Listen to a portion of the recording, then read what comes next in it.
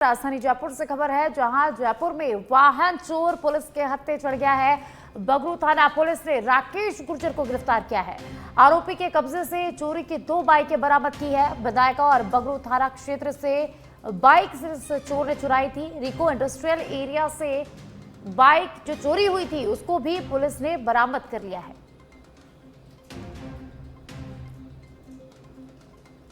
जयपुर से खबर है, बाइक चोर पुलिस के हत्थे चढ़ गया है। रिको इंडस्ट्रियल एरिया से चोरी हुई बाइक बरामद कर ली है। वाहन चोर को पुलिस ने गिरफ्तार किया है। तो आरोपी राकेश गुर्जर को पुलिस ने गिरफ्तार कर लिया है और चोरी की 2 बाइकें भी जब्त की गई है, बरामद कर ली गई है।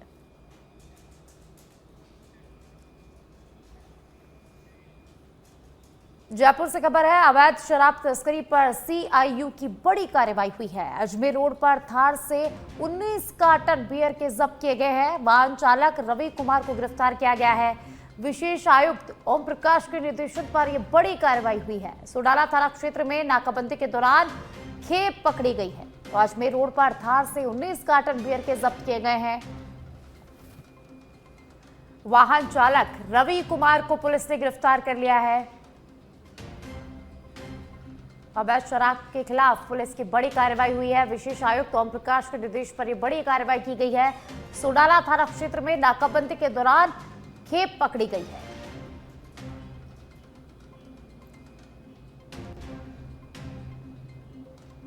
जयपुर से खबर है, जहां अवैध शराब के खिलाफ पुलिस की बड़ी कार्रवाई देखने को मिली है।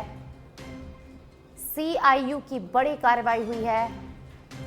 तो थार से 19 कार्टन शराब के जब्त किए गए हैं। अजमेर रोड पर यह कार्रवाई की गई।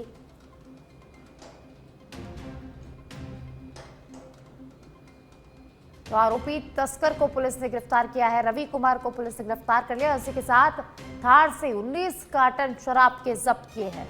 अब इस पूरे मामले में आगे की कार्रवाई की जा रही है।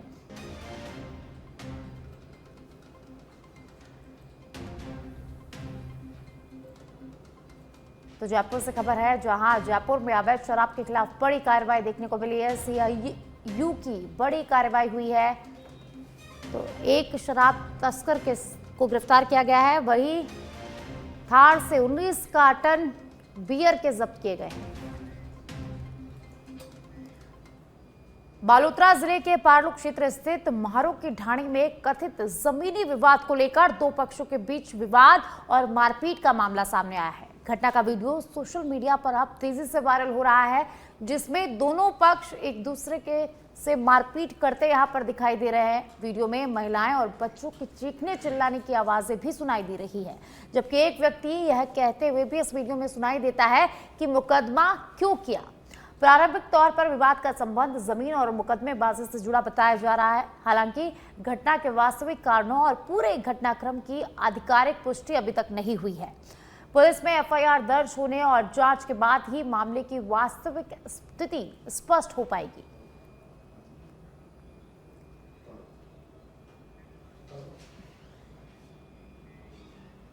जालोर जिले के सांचौर विधानसभा क्षेत्र के ग्रामीण इलाकों में कांग्रेस पार्टी ने संगठन विस्तार अभियान की शुरुआत की है। पूर्व मंत्री सुखराम बिश्नोई के नेतृत्व में डीएसर बड़ी और तेतरोल गांव में ग्राम कांग्रेस, किसान कांग्रेस और युवा कांग्रेस की नई कार्यकारिणियों का गठन किया गया है। प्रत्येक कार्यकारिणी में 11-11 सदस्यों को जिम्मेदारियां सौंपते हुए आगामी पंचायती राज और अन्य चुनावों को ध्यान में रखकर संगठन को बूथ और गांव स्तर तक मजबूत बनाने पर जोर दिया गया। कार्यक्रम में कांग्रेस पदाधिकारियों ने कार्यकर्ताओं से जनसंपर्क बढ़ाने और संगठन को मजबूत करने का आह्वान किया। इस दौरान बड़ी संख्या में कांग्रेस पदाधिकारी, कार्यकर्ता और ग्रामीण मौजूद रहे।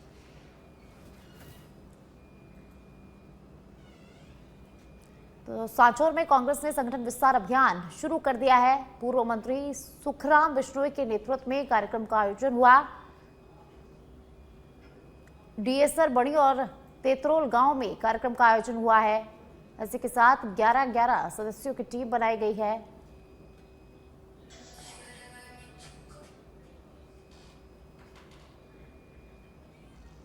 और अब खबर धौलपुर से है, जहां दूषित पनीर की सब्जी खाने का मामला। इलाज के दौरान वृद्ध महिला ने दम तोड़ दिया है। वृद्ध महिला त्रिवेणी को आज हायर सेंटर रेफर किया गया था। दूषित पनीर की सब्जी खाने से 11 लोग बीमार हुए थे। जन्मदिन के मौके पर बनी हुई पनीर की सब्जी खाई थी, जिसके बाद सभी लोग बीमार हो गए। जन्मदिन के दूसरे दिन एक ही परिवार के 11 लोग बीमार हुए थे। 9 लोगों का अभी भी इलाज चल रहा है अस्पताल में। ज्यादातर महिलाएं यहां पर बीमार हुई थी। मनिया थाना क्षेत्र के लूला का पूरा गांव का ये पूरा मामला है, जहां दूषित पनीर की सब्जी खाने से 11 लोग बीमार हुए थे और इस मामले में एक वृद्ध महिला ने दम तोड़ दिया है। तो आपको बता दें कि जन्मदिन के मौके पर पनीर की सब्जी बनी थी, जिसको खाने के बाद 11 लोग बीमार हो गए थे। एक ही परिवार के 11 लोग बीमार हुए थे और एक वृद्ध महिला ने आज इलाज के दौरान दम तोड़ दिया है। इसी के साथ 9 लोगों का इलाज अस्पताल में किया जा रहा है।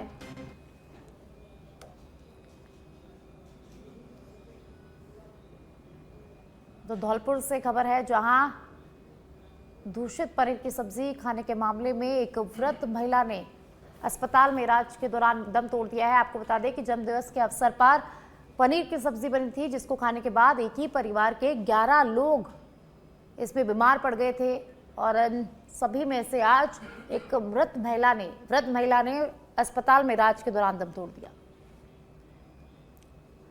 फलोदी में वंदे गंगा जल संरक्षण जन अभियान के तहत प्राचीन जल स्रोतों के पुनरुद्धार का सकारात्मक परिणाम देखने को मिल रहा है। शहर के गुलाब सागर तालाब में हालिया बारिश के बाद मीठे पानी की अच्छी आवक हुई, जिससे यह एक बार फिर शहर के प्रमुख पेयजल स्रोत के रूप में उभर कर सामने आया है। अभियान के तहत प्रशासन, भामाशाहों और जन सहयोग से गुलाब सागर सहित अन्य प्राचीन तालाबों की खुदाई और सफाई कर उन्हें पुनर्जीवित किया गया था और अब बारिश के बाद तालाब लबालब भर गए हैं, जिससे जल संरक्षण को बढ़ावा मिलने के साथ भविष्य में पेयजल उपलब्धता को भी मजबूती मिलने की उम्मीद है। जनसंख्या को अगर देखें तो सबसे ज्यादा भविष्य में जो समस्या होगी वो होगी जल की। जब हमारे जल स्रोत ही नहीं बचेंगे तो फिर हम जल संग्रहण कहाँ कर पाएंगे। इस समस्या को हम लोगों ने वर्तमान में समाधान का एक प्रयास किया है और उसी प्रयास के अंदर वर्ष दर वर्ष हम किसी ऐसे उपेक्षित तालाब को लेते हैं जो अपना अस्तित्व खोता जा रहा होता है, या तो अतिक्रमण के कारण और या उसकी उपेक्षा के चलते। तो हम यही प्रयास करते हैं कि ऐसे ही तालाबों को वापस पुनर्जीवित करें। उसके पीछे उद्देश्य ये है कि वर्तमान में इन जल स्रोतों को बचाए रखेंगे तो वर्षा जल का संग्रहण करेंगे और जब वर्षा जल का संग्रहण करेंगे तभी आने वाले समय में भविष्य की जल समस्याओं का समाधान हम कर पाएंगे। इसी भावना को देखते हुए हमने रानी से तालाब, चिखलिया, शिव से तालाब और इसी श्रृंखला को बढ़ाते हुए 2019 में गुलाब सागर तालाब को चयन किया था। जैसलमेर जिले में 3 युद्धों के पूर्व सैनिक की कृषि भूमि पर कथित फर्जी रजिस्ट्री कर कब्जा करने का मामला सामने आया है। सेवानिवृत्त ऑनरेरी कैप्टन चुन्नीलाल के पुत्र की शिकायत पर कोतवाली थाना पुलिस ने भारतीय न्याय संहिता की विभिन्न धाराओं में मामला दर्ज कर लिया है और मामले की जांच शुरू कर दी गई है। पुलिस के अनुसार वर्ष 2002 में मोहनगढ़ क्षेत्र में पूर्व सैनिक को 25 बीघा कृषि भूमि आवंटित की गई थी। लंबे समय तक जमीन की निगरानी नहीं होने का कथित रूप से फायदा उठाकर किसी अन्य व्यक्ति ने खुद को भूमि स्वामी बताकर कब्जा करने का प्रयास किया। पुलिस अब रजिस्ट्री, राजस्व रिकॉर्ड और अन्य दस्तावेजों की जांच कर रही है।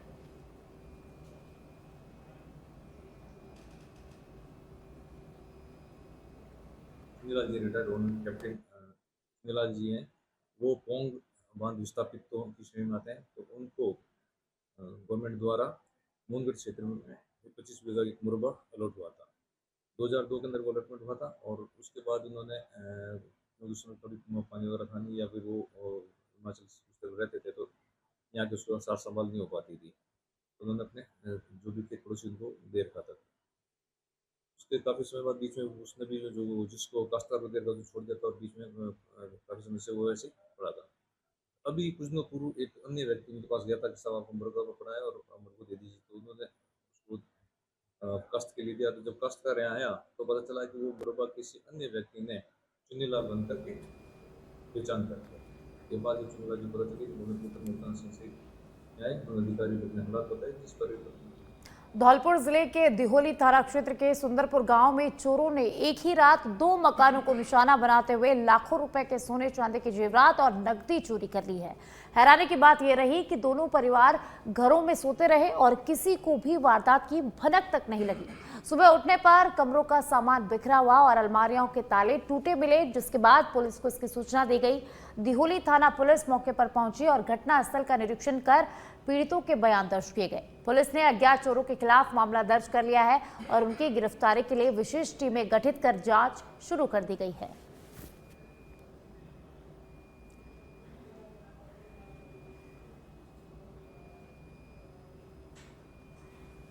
अलवर जिले के लक्ष्मणगढ़ क्षेत्र के चिमरावली से स्थित राजकीय उच्च माध्यमिक विद्यालय में स्कूल शिक्षा एवं पंचायत राज मंत्री मदन दिलावर ने मां सरस्वती की प्रतिमा का अनावरण किया। इस अवसर पर उन्होंने कहा कि सरकार विद्यार्थियों को किताबी शिक्षा के साथ साथ नैतिक और मानवीय मूल्यों पर आधारित शिक्षा देने की दिशा में काम कर रही है। उन्होंने सरकारी विद्यालयों की उपलब्धियों और विद्यार्थियों को मिल रही विभिन्न सुविधाओं की भी जानकारी दी। मंत्री ने क्षेत्र की सड़क और सफाई व्यवस्था पर नाराजगी जताते हुए ग्राम पंचायतों को नियमित सफाई सुनिश्चित करने के निर्देश दिए और लापरवाही मिलने पर सख्त कार्रवाई की चेतावनी दी।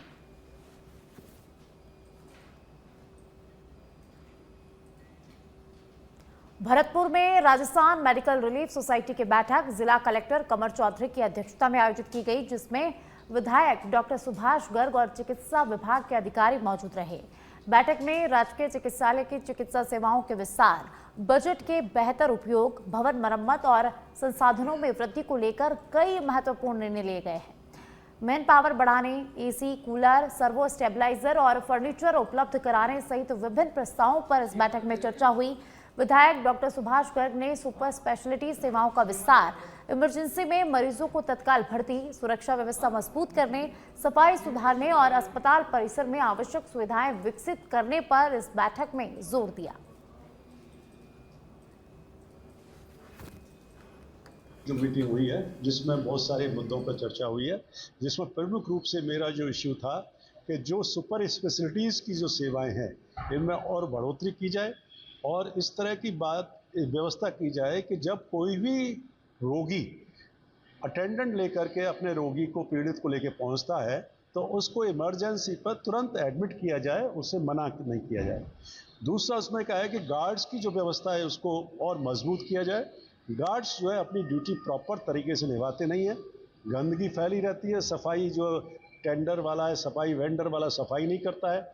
मैंने दौरा किया था, बहुत बुरी तरह गंदगी दिखाई देती है, उसको लेकर के है।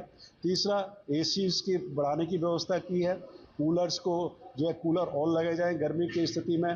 तीसरा जो अटेंडेंट्स आते हैं, जो इमरजेंसी के सामने स्पेस है वहाँ पर्याप्त अटेंडेंट के लिए बैठने के लिए छाया का इंतजाम किया जाए, शेड बनवाया जाए जिससे कि लोग आराम से रह सकें और पानी की पीने की व्यवस्था की जाए। और अब राजधानी जयपुर से खबर है, मुख्यमंत्री भुजलाल शर्मा का अभिनंदन किया गया है। सचिवालय अधिकारी एवं कर्मचारी संघ ने मुख्यमंत्री का अभिनंदन किया है। पदोन्नति के लिए अनुभव में 2 वर्ष की छूट के लिए मुख्यमंत्री का अभिनंदन किया गया है। तो नए पदों के सृजन के लिए अभिनंदन किया गया है। जन सेवा में अधिकारी कर्मचारी सुशासन के आधार स्तंभ है। कार्मिकों के कल्याण दिशा में ऐतिहासिक कदम उठाए। तो राजधानी जयपुर से खबर बता रहे हैं, जहां मुख्यमंत्री भुजलाल शर्मा का अभिनंदन किया गया है। सचिवालय में मुख्यमंत्री का अभिनंदन किया गया है।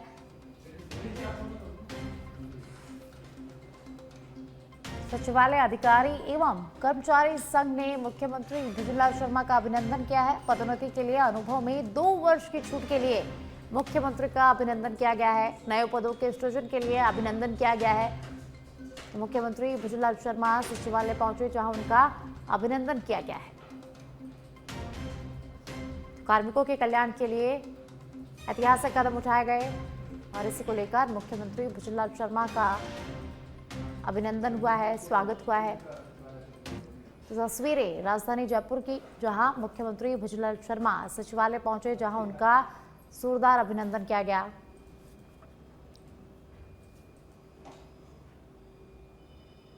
तो सचिवालय अधिकारी एवं कर्मचारी संघ ने मुख्यमंत्री भुजलाल शर्मा का अभिनंदन किया है। तो बड़ी संख्या में अधिकारी और कर्मचारी इस दौरान मौजूद रहे। तो तस्वीरें आप देखिए अपनी स्क्रीन पर मुख्यमंत्री भुजलाल शर्मा की, जहां मुख्यमंत्री भुजलाल शर्मा का आज अभिनंदन किया गया है। तो एक्सक्लूसिव तस्वीरें आपकी टेलीविजन स्क्रीन पर मुख्यमंत्री भुजलाल शर्मा की, जहां मुख्यमंत्री भुजनलाल शर्मा सचिवालय पहुंचे और सचिवालय अधिकारी एवं कर्मचारी संघ ने उनका अभिनंदन किया है।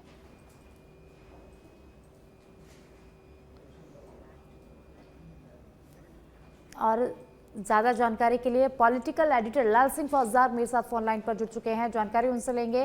लाल सिंह, मुख्यमंत्री भुजनलाल शर्मा का आज अभिनंदन किया गया है, सचिवालय अधिकारी और कर्मचारी संघ ने उनका जोरदार अभिनंदन किया है, क्या कुछ जानकारी लाल सिंह?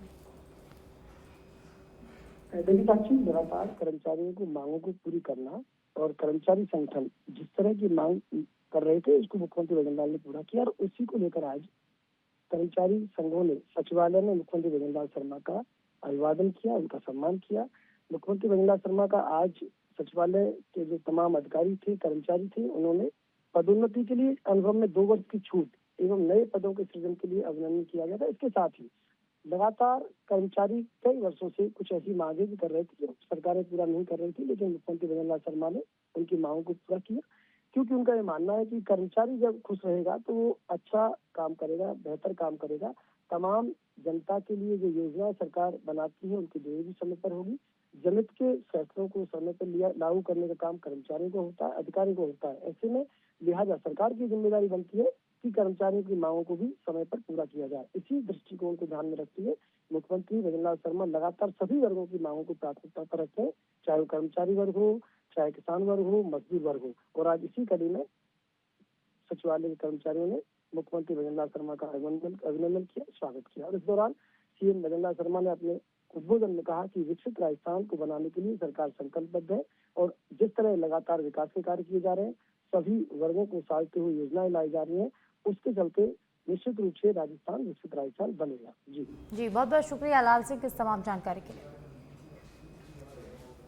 तो सचिवालय में मुख्यमंत्री भुजनलाल शर्मा का अभिनंदन किया गया है, सचिवालय अधिकारी एवं कर्मचारी संघ ने उनका अभिनंदन किया है। तो तस्वीरों में आप देखिए बड़ी संख्या में कर्मचारी और अधिकारी यहां पर मौजूद रहे और जिन्होंने मुख्यमंत्री का आभार जताया, उनका अभिनंदन किया।